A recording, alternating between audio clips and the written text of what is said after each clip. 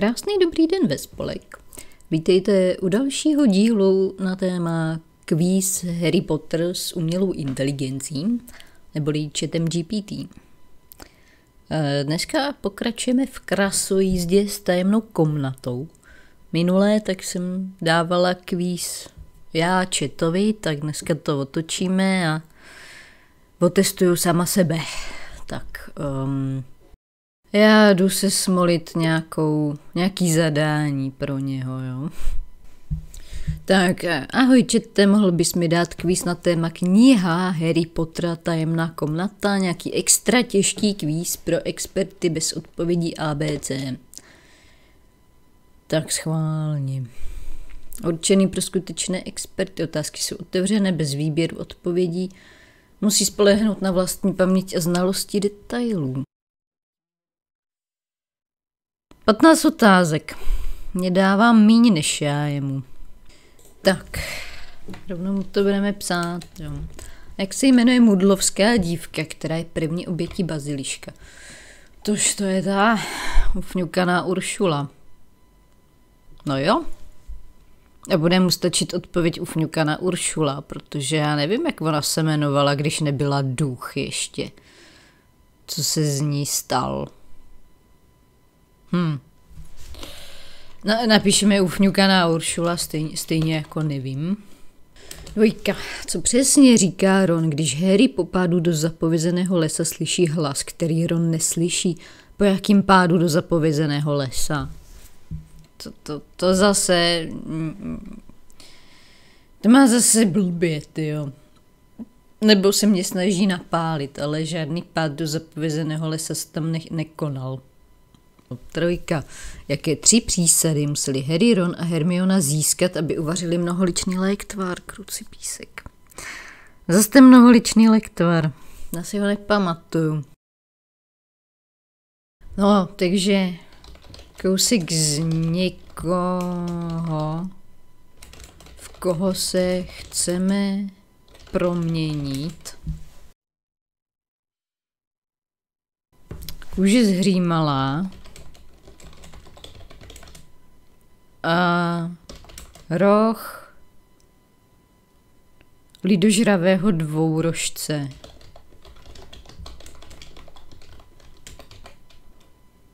Tak nějak. 4. Jak se jmenoval student, který byl před 50 lety zaútočen baziliškem a údajně zemřel? Jak údajně zemřel? Tož to by taky odpovídalo na tu ufňukanou Uršulu. Ale to jako umřela určitě, protože je z ní duch.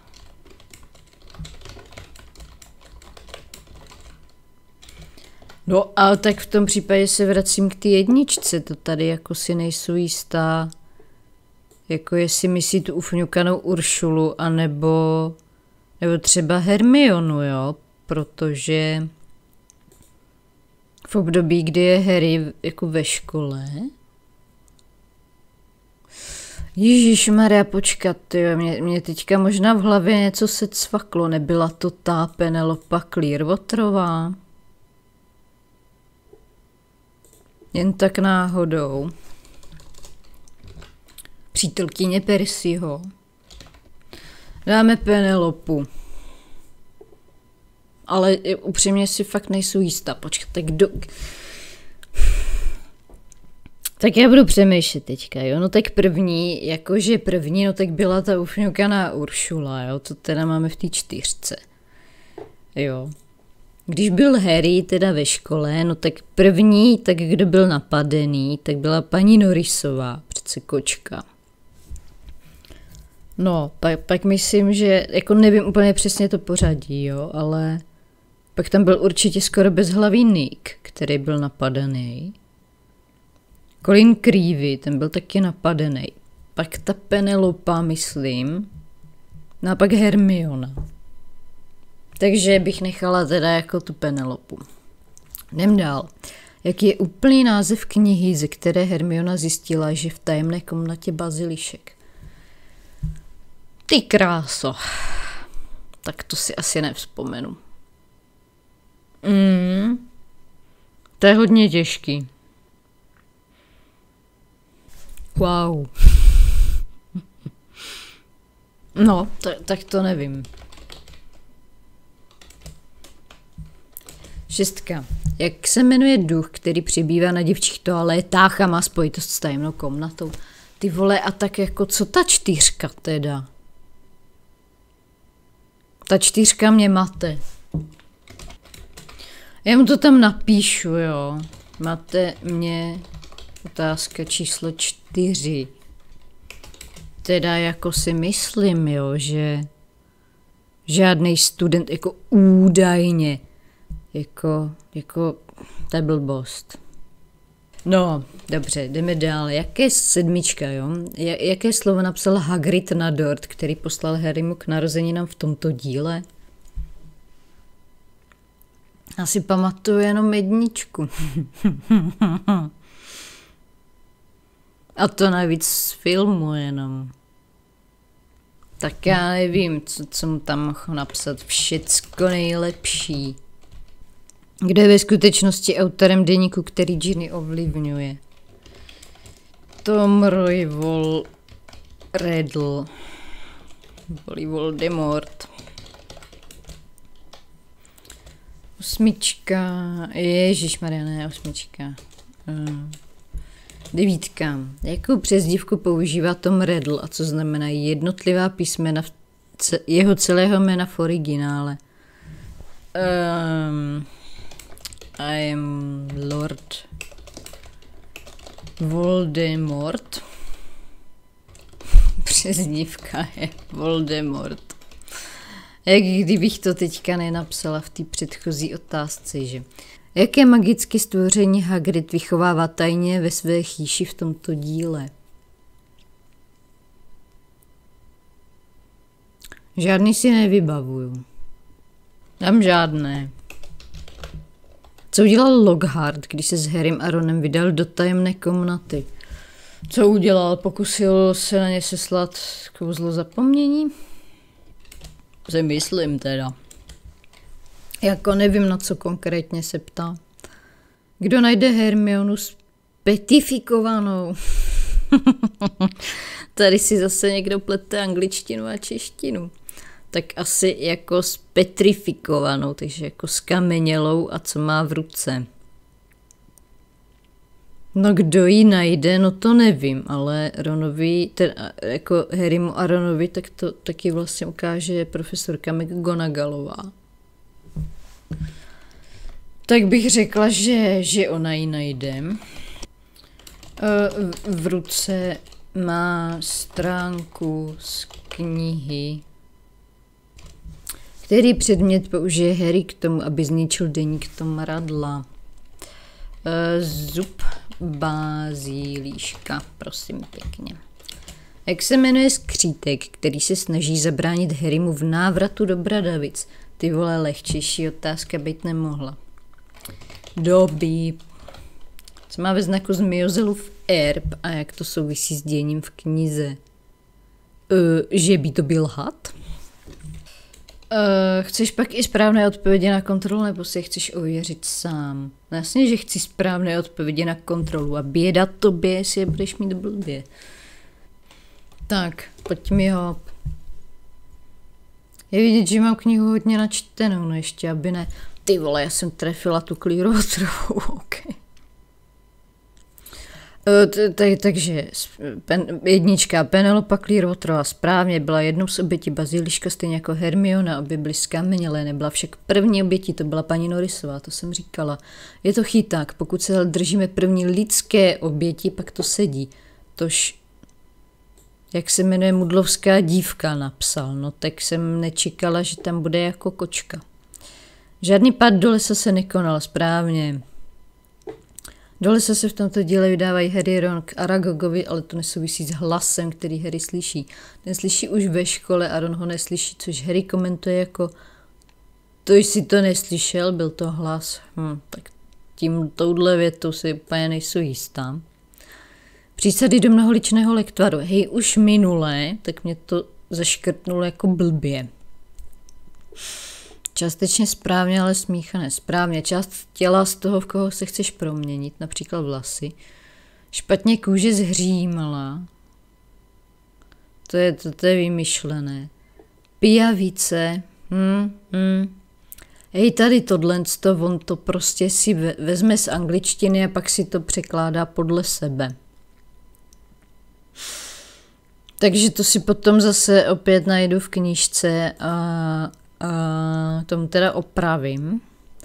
4. Ufňukaná Uršula. Správně je to ona, která zemřela při útoku baziliška. Dnešní studenti si myslí, že před 50 lety k žádné smrti nedošlo. Ale Uršula, tehdy studentka, opravdu zemřela a stala se duchem. Tak to je mi nějaká novinka. Já jsem měla za to, jako, že to všichni ví, že tam někdo umřel.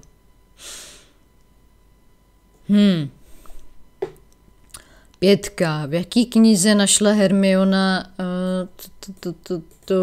toho baziliška? Zvířata fantastická, kde je najít? No, fantastická zvířata, kde je najít? Alternativy příšery a kde je najít? Tak na tohle se teda jako podívám, jo. 6. Ufňukaná Uršula, jasně správně. Počkej, 6. Duch, jo, to je jo. Všecko nejlepší. Napsáno s pravopisnou chybou na dortu. Všecko nejlepší, Harry. Bez čárky a gramaticky špatně. Tohle to si taky najdu. Jasně, víme. I am Lord Voldemort, jasně. Ano, v originále to není Royvol, ale Marvolo a není to Riddle, ale Riddle, jako hádanka. No, oni tu přesmičku udělali prostě, aby to sedělo jako do češtiny, no. 10. Hagrid tajně chová obřího pavouka Aragoga. No jo, ale on ho přece nechová u sebe v chatrči. No, v chatrči, to je prostě tam, kde bydlí. Ve své chýši.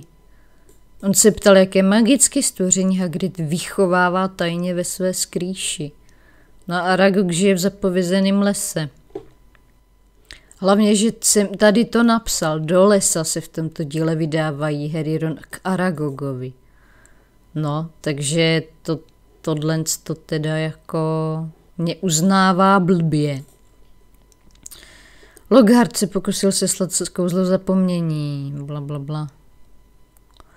Jo, pokusil se Ronovi Harrymu vymazat paměť Ronovou zlomenou hůlkou, kouzlo se otočilo proti němu a způsobil si amnézii. Těžkou amnézii. Profesorka McGonagallová jsem psala, že najde Hermionu. Téměř Hermionu najdou Harry a Ron. Tak to je blbě. Ne. To si pamatuju, že se má konat fanfarpálový utkání proti Mrzimoru a profesorka McGonagallová tam právě vlítne a vlastně řekne, jako, že se to ruší. Všichni se diví proč a ona si vezme jako stranou Harryho a vlastně jakože že jdou pro Rona a jdou spolu na ošetřovnu, kde je ta Hermiona, takže tohle to má blbě. V ruce má stránku vytrženou z knihy. Zub baziliška na zničení deníku. Je to první zničený vitál, ano. Doby, jasně, had zvíře zmiozel, souvislost bazilišek je had správně zmiozel, měl za Airpada. A také byl hadí jazyk. No jo, tady na tohle se ptal asi, jakože hadí jazyk, tak je Voldemort a hadí jazyk je i Harry. Právě proto může jeho dědic Voldemort ovládat baziliška. No ale to je tak jako napůl správně. Voldemort baziliška ovládá, protože potomkem Salazara Zmijozela a ne proto, že mluví hadí řeči. Protože i Harry mluví hadí řeči a ten baziliška nemůže ovládat. No, takže tohle tak to teda jako ne. Tomu hnedka vytmavím. Hej, tak počkat. Já si jdu jako zase pro tu knížku, protože zase jako mám ve vedlejším pokoji samozřejmě. Ty jo, mám tady knížku a zrovna jsem to otevřela na správné stránce. Takže pozor, jo. To je nejsložitější lektvar, s jakým jsem se kdy setkala, prohlásila Hermiona nad jeho recepturou. Denívky, pijavice, žabník a truskavec. Blablabla, rozemletý roh lidožravého dvojrožce. Nastrouhaná kůže zhřímala. Ždibec z toho, v koho se chceme proměnit. No takže to mě jako obral o bod, jako jo. Tak tomu hnedka napíšu. Něco ti opravím. Ten bude nadšený. Tak jsem mu vypsala teda jako přesně, jak je to v knížce. Ne, 4, ne. Jako tady fakt nevím, jakože jestli by si studenti mysleli, že teda neumřela. Aha. Kde Hermiona teda našla jako vlastně o tom baziliškovi. No na stránce, kde je ten úryvek napsaný, ta stránka z knížky, tak tam název té knížky není samozřejmě, jo. Jsi si jistý, že se v knize Harry Pottera tajemná komnata přímo zmiňuje kniha, ze které Hermiona čerpala? Protože jako teďka jsem to tam jako projela, kde by to tak mohlo být a nikde to napsaný není, jo. Jo, ten nápis na dortu mě zajímá.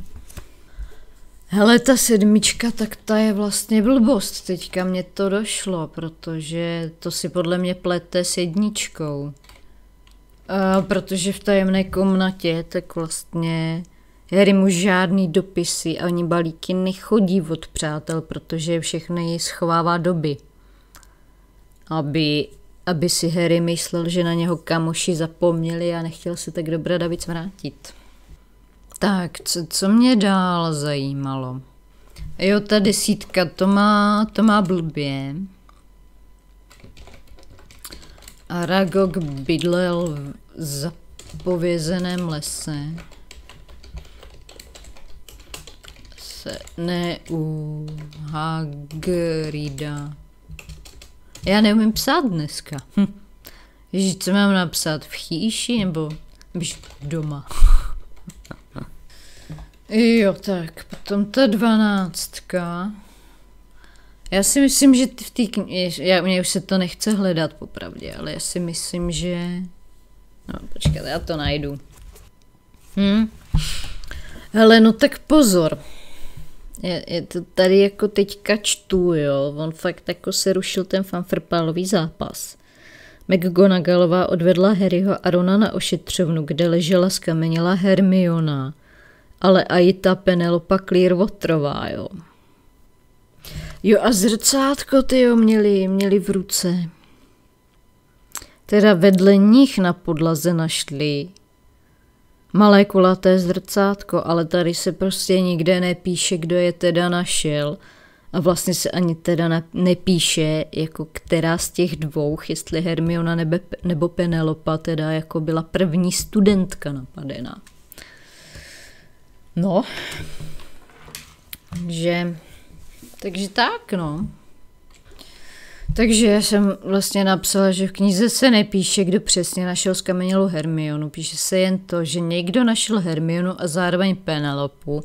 To souvisí s tou první otázkou, že není jasný, která z nich byla jako ta první oběť. A Harry a Ron je nenašli určitě, protože byli prostě na fanfrpálovém hřišti, jako v ten moment, jo. A potom ještě tu 15 mu opravím tak trochu. Tak Voldemort může ovládat baziliška, protože je potomek Salazara Zmijozela, ne protože je hadí jazyk. To by baziliška mohlo ovládat i Harry a to neumím. Tak mu to pošlu. Skvělá práce, díky, že si tak detailně prošel. Jasně ukazuješ, že máš tajemnou komnatu opravdu naprosto přečtenou do hloubky. Pojďme si prý tvé opravy a komentáře poctivě. Máš v řadě bodů naprostou pravdu a u některých to zaslouží upřesnění. Takže otázka číslo 3, mám naprostou pravdu. Blablabla, pochází přímo z knihy. No. Dávám mi plný bod, to je dobře. Otázka 5. Název knihy, ze které Hermiona zjistila, že v tajemné komnatě bazilišek. Dobrý postřeh, v samotné knize není uveden konkrétní název knihy. Říká Hermiona, jo. Našla jsem to v knihovně, poslední 3 týdny jsem tam hledala, co by to mohlo být, pak jsem to objevila. Utrhla jsem stránku z knihy, promiň, profesorko. Tak to pochybuju, že tam je tady tato věta. Moje původní odpověď byla jen spekulace, hej, a tak mohl bys příště nespekulovat. Jako tady je kvíz, to má být založený jako prostě na faktech a ne na spekulacích. Ty. Dort s nápisem všecko nejlepší, perfektně si to uvědomil. Dort je z prvního dílu. Bla. Moje chyba, tuhle odpověď si neměl brát jako otázku. Co? V testu žádná taková být neměla, dobré postřehnutí, díky za korekci. Chová Hagrid Aragoga u sebe. Správná připomínka. No, byl sice Hagridem vychovaný ještě jako pavoučí mládě, ale v době děje tajemné komnaty žije v zapovězeném lese. Takže tvoje odpověď žádné byla správná, moje oprava byla chybná, díky. Kdo našel Hermionu? Máš pravdu, v textu není výslovně uvedeno, kdo Hermionu a Penelopu našel. Citace Hermiona Grangerová a Penelopa Clearwaterová byly nalezeny zkameněle v chodbě poblíž knihovny. No, tak to je taky tak trochu divná citace. A zase moje původní odpověď byla spekulativní, no tak jako to je na prd kvíz potom. Otázka 15. Blablabla. Hadí jazyk umožňuje komunikaci s hady, což je nutné k tomu, aby někdo otevřel temnou komnatu, no to jo. Samotné ovládnutí baziliška je možné, protože Voldemort Tom Riddle je přímý potomek Salazara z Myozela, zakladatele koleje a tvůrce komnaty. No. Takže souhrn oprav, máš právem nárok na lepší skóre, tady aktualizované hodnocení. Blablabla, moje chyba, úprava odpovědi. Opravil si mě v 6 otázkách a měl si ve všem pravdu. Aktuální skóre 14-15 správně. No moment. A to je jako dobře, jo, těch 14 z 15. No to si myslím jako, že se zase ztratil nějaký bod, ne jemu. Týčete.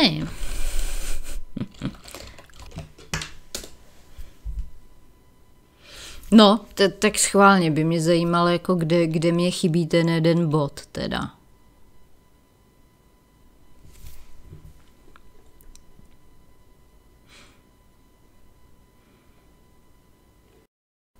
Nechtěně ošidil o jeden bod, teda. Je to hrozné, jakože i ten chat, jakože se prostě musí kontrolovat, co on udělá za kontroly, jo. No, takže co si pamatuju, tyjo, tak teďka jsem si vedla líp než s tím kamenem mudrců. Vězeň z Azkabanu bude zase příště. Opět si to prohodíme příště a nachystám si otázky pro něho. Dneska teda končíme. Tak vám děkuji za zhlédnutí. Pokud se vám moje video líbilo, budu ráda, když dáte like a odběr. A já se s vámi loučím. Mějte se báječně. Ahoj.